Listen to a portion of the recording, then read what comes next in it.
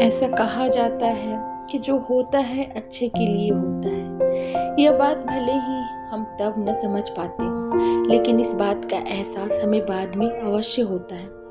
अक्सर देखा जाता है कि जो मुश्किल परिस्थिति में मनुष्य का भगवान पर से विश्वास उठ जाता है, लेकिन आज की यह कहानी हमें ईश्वर पर विश्वास करना सिखाती है। एक बार की बात है, ऋषिकेश में गंगा किनारे एक संत रहा करता था। वह संत बहुत ही दयालु स्वभाव का था और नित्य भगवान की पूजा अर्चना करता था। उस संत के बहुत सारे शिष्य थे जो कि उनके सानिध्य में शिक्षा ग्रहण कर रहे थे। वह संत जन्म से अंधा था, लेकिन उसका एक नियम था।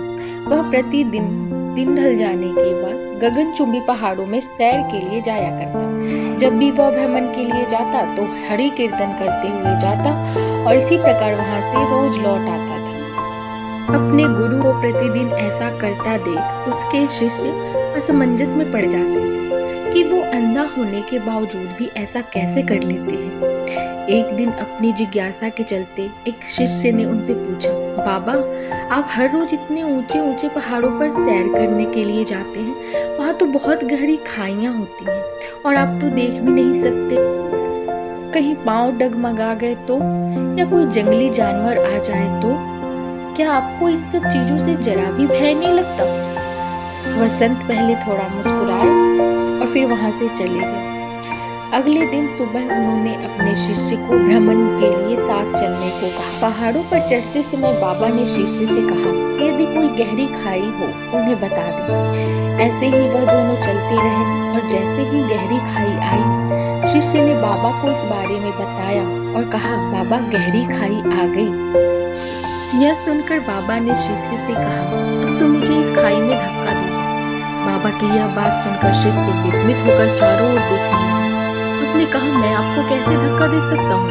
ऐसा कुछ करने की तो मैं सोच भी नहीं सकता। शिष्य ने आगे कहा, आप मेरे गुरु हैं, मैं तो अपने किसी दुश्मन को भी इतनी गहरी खाई में नहीं धकेल सकता। बाबा ने कहा, मैं खुद तुमसे इस खाई में धक्का देने को कह रहा हूँ, यह मेरा आदेश है और यदि तुम इस आज्ञा का पालन नहीं करोगे तो तुम्हें नर्क की प्राप्ति होगी। मुझे नर्क भोगना स्वीकार है बाबा, किंतु मैं ऐसा बिल्कुल नहीं कर सकता। शिष्य ने कहा।